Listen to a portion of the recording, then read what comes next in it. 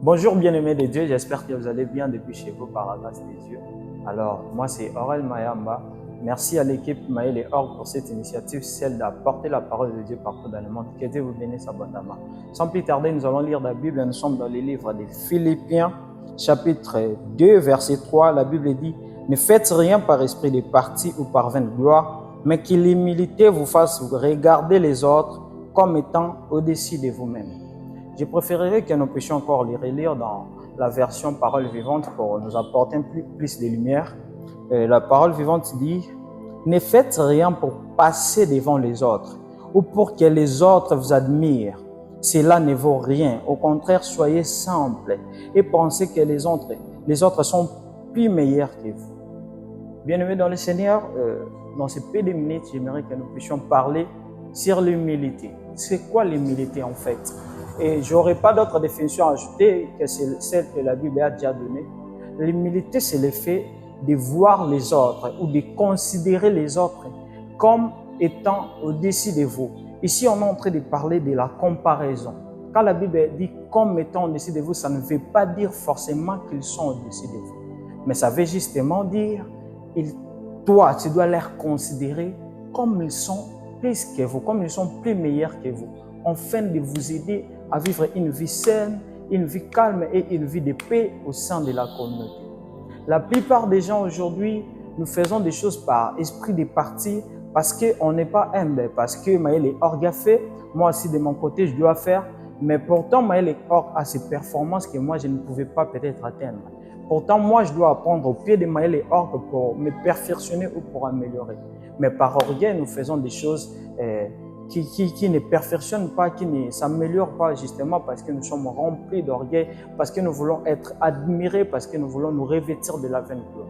Mon frère, j'aimerais t'exhorter en te disant ceci, les chemins de la gloire, les chemins du succès se cachent sur l'humilité.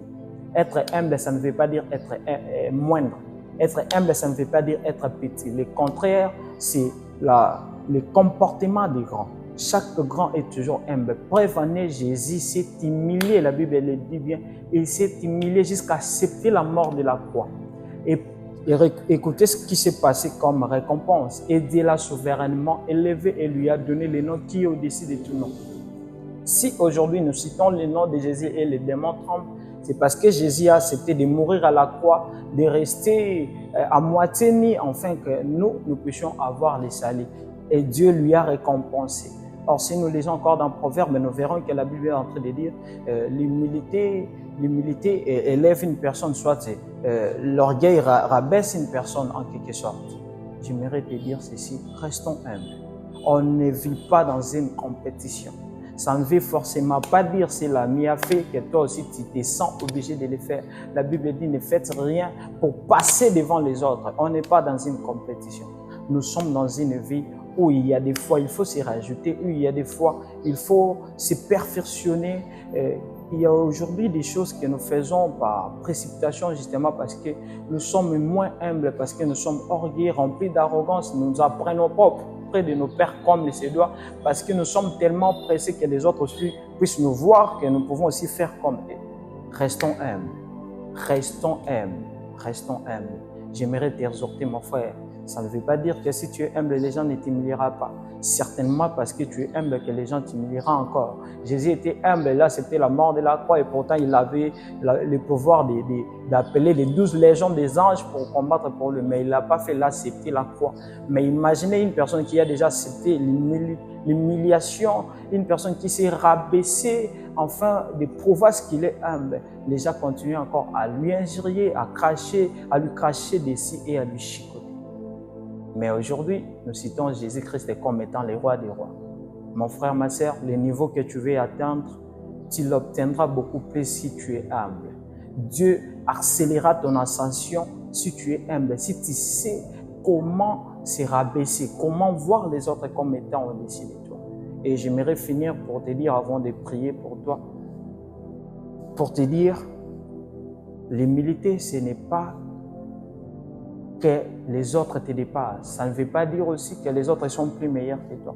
Mais c'est juste le fait de considérer les autres comme ils sont plus meilleurs que toi. Restons humbles. Que Dieu nous fasse grâce. J'aimerais que là où tu es, tu fais cette prière avec moi. Seigneur Jésus, je te prie de garder mon cœur. Je te prie de protéger ma sœur, mon frère qui est en train de nous suivre. Je te prie de protéger son cœur. Je te prie de protéger son cœur contre l'orgueil, tout ce qui peut remplir l'homme, tout ce qui peut faire croire à l'homme qu'il est plus exceptionnel que les autres. Ce qui empêche l'ascension des autres, ce qui nous rabaisse de temps en temps et ce qui nous rend moindres par rapport à l'ascension auquel nous nous attendons, Seigneur. Je te prie, Éternel, donne-nous un cœur humble, afin que nous puissions être comme Jésus, nous humilier comme Jésus, nous humilier jusqu'à accepter la mort de la croix, afin que nous soyons élevés, car l'humilité précède la gloire, mais l'orgueil précède la chute. Parce que nous ne voulons pas chuter, que nous voulons être humbles et nous voulons atteindre la gloire. Au nom de Jésus, nous t'avons ainsi prié. Amen.